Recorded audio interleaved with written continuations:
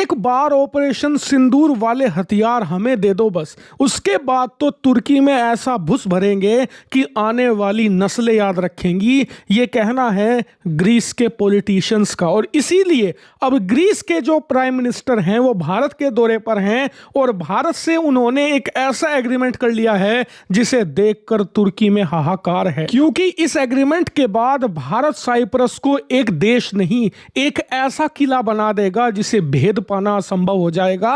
और मुझे पता है भारत में बहुत सारे लोग तुर्की को पसंद करते हैं, इसमें कोई गलत बात नहीं है, क्योंकि 4-5 साल पहले तक तुर्की भारत का बेस्ट फ्रेंड हुआ करता था। लेकिन 4-5 सालों में पता नहीं तुर्की को क्या हुआ, इन्होंने भारत को अपना कट्टर दुश्मन बना लिया। यहां तक कि भारत पिछले साल तक इनसे दोस्ती फिर से बनाने की कोशिश कर रहा था, लेकिन ये लोग ऑपरेशन सिंदूर के दौरान भी भारत को नुकसान पहुंचाने के लिए ना सिर्फ ड्रोन दे रहे थे पाकिस्तानियों को, बल्कि तुर्की के सैनिक गए थे पाकिस्तान को ट्रेनिंग देने। और ऑपरेशन सिंदूर के दौरान तुर्की के ड्रोन्स तुर्की के सैनिक चला रहे थे पाकिस्तान की तरफ से, यानी कि तुर्की एक तरीके से भारत पर हमला ही कर रहा था उस वक्त। इसीलिए भारत को यह स्टेप उठाना पड़ा है। लेकिन यह है क्या, कैसे ये तुर्की के लिए खतरनाक है, चलिए मैं आपको विस्तार से बताता हूं। सबसे पहले आप ये मैप देखिए, ये साइप्रस देश है, इसका जो ये पश्चिमी इलाका है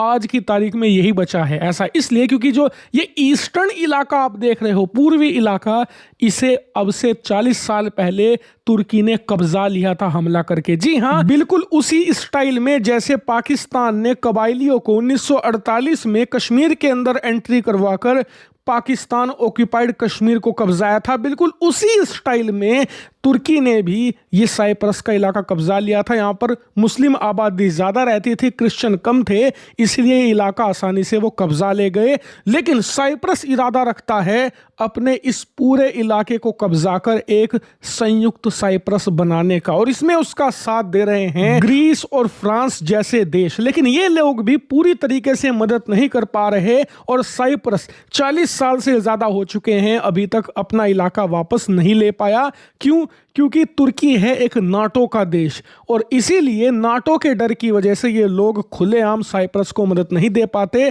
लेकिन अब साइप्रस को एक ऐसा देश मिल गया है जो पूरी तरीके से निडर है, किसी से नहीं डरता, ना नाटो से, ना नाटो के बाप अमेरिका से।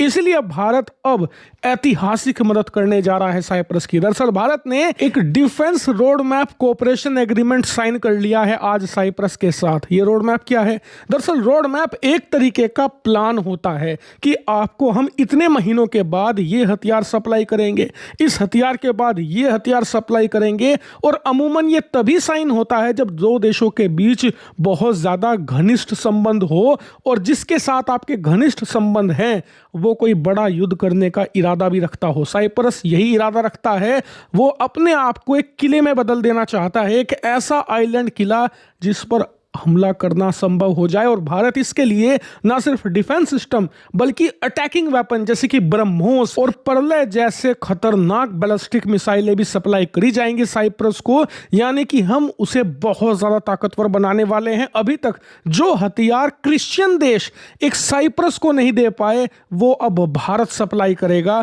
जिससे कि ये देश अपना इलाका तुर्की के कब्जे से छुड़ा पाए। और ये तुर्की के लिए बहुत बड़ी समस्या होने वाली है, क्योंकि अभी तक नाटो की आड़ में कोई भी बड़े हथियार साइप्रस को नहीं दे पाता था। और इसी वजह से आप देखिए साइप्रस बहुत दूर है तुर्की से, तुर्की इसे बचा नहीं पाएगा अगर साइप्रस ढंग का हमला करे। लेकिन उसे कोई डर ही नहीं था नाटो की वजह से, उसे लगता था कि कोई भी नाटो की डर की वजह से उसके दुश्मन देश साइप्रस को ऐसे हथियार नहीं देगा जिससे कि साइप्रस ये इलाका छुड़ा पाए। लेकिन अब यह बदलने जा रहा है और भारत इसे बदलेगा। और बात सिर्फ हथियारों की सप्लाई की नहीं है, हम फूड सप्लाई चेन भी सुरक्षित करेंगे साइप्रस के लिए। मतलब युद्ध जैसी स्थिति में साइप्रस की जनता को खाने की कमी नहीं होने देंगे।